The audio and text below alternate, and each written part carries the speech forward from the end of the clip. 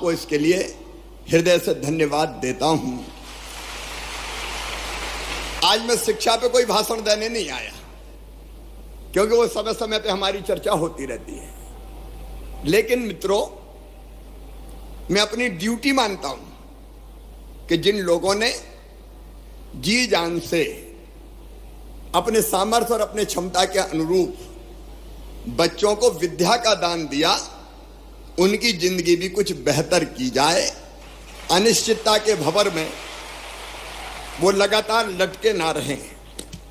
और इसलिए अभी अलग अलग पीरियड के अनुसार आपको मानदेय देने की व्यवस्था है। अब ये पीरियड के हिसाब से नहीं होगी, अब महीने के हिसाब से मानदेय की व्यवस्था होगी। और मानदेय भी जो हम तय कर रहे हैं, वर्तमान जो होता है, अतिथि शिक्षक वर्ग 1 9,000, इसके स्थान पे 18,000 रुपया दिया जाएगा।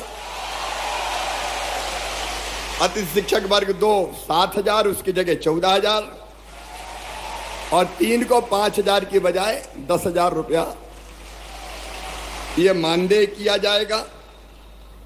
और अभी शायद हर महीने करते हैं अनुबंध, क्या करते हैं साल का, तो अब बीच में कोई भी गैप नहीं होगा। एक बार अनुबंध हो गया तो पूरे साल चलेगा, क्योंकि कुछ समय पढ़ाए वो उस समय करें क्या, आखिर उनकी भी तो जिंदगी का सवाल है।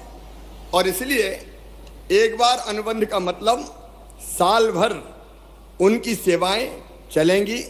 लेकिन इसके साथ साथ अब इस अनिश्चितता के भंवर से निकालने की भी एक परमानेंट कोई योजना बनानी पड़ेगी।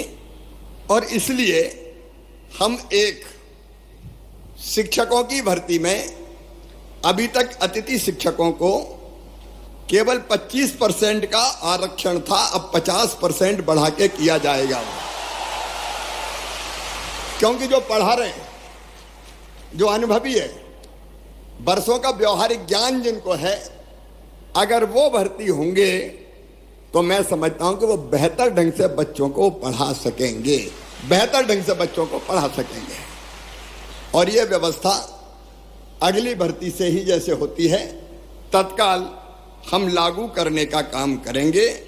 और अतिथि शिक्षकों को उच्च शिक्षा विभाग के अनुसार प्रतिवर्ष 4 और अधिकतम 20 अंक बोनस के रूप में ये प्रदान किए जाएंगे, ताकि अधिकतम उनका चयन हो सके, उनका सिलेक्शन हो सके।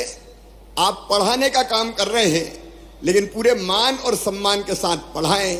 एक मैं ये भी तय कर दूंगा कि जैसे नियमित पढ़ाने वालों को वेतन मिलता है, अब चूंकि वेतन तय हो गया है, मानदेय तय हो गया है, इसलिए निश्चित महीने की 1 तारीख, 1 या 2 3 4 जो भी होती है, उसमें सबको मानदेय मिल जाए, भटकना ना पड़े, परेशान ना होना पड़े, ताकि इनके घर की गाड़ी भी चल सके, परिवार को भी ये ढंग से देखने का काम कर सके। और एक मैं गुरुजियों की तरह एक योजना बनाऊंगा कि जिसमें पात्रता परीक्षा लेके भी हम अतिथि शिक्षकों को नियमित करने की दिशा में आगे बढ़ सकें। जब गुरुजी के लिए किया है तो उनके लिए भी हम सोच सकते हैं। केवल जो आरटीए के अंतर, आपको पता है शिक्षा का जो कानून है आरटीई, उसके अंतर्गत डीएड बीएड वाली जो बाध्यताएं हैं वो हम रिलैक्स नहीं कर सकते, क्योंकि वो केंद्रीय कानून है। लेकिन उसको छोड़ के मेरी इच्छा है कि तुम सब नियमित हो जाओ, ढंग से पढ़ाओ, बच्चों को भी ठीक से पढ़ाओ, और बच्चों के साथ साथ अपने परिवार का भी आप ध्यान रख पाए। आपने इतने दिन में जहां गया, बहुत अनुशासित तरीके से अपनी बात रखने का काम किया। मैं जहां जाता था, मेरे अतिथि शिक्षक मित्र मिलते थे और बड़े अनुशासित ढंग से अपनी बात करते थे। मेरी आपसे इतनी अपील है कि मैं आपकी चिंता करूंगा, भारतीय जनता पार्टी की सरकार आपकी पूरी चिंता करेगी। आपकी जिंदगी अनिश्चित हम नहीं रहने देंगे,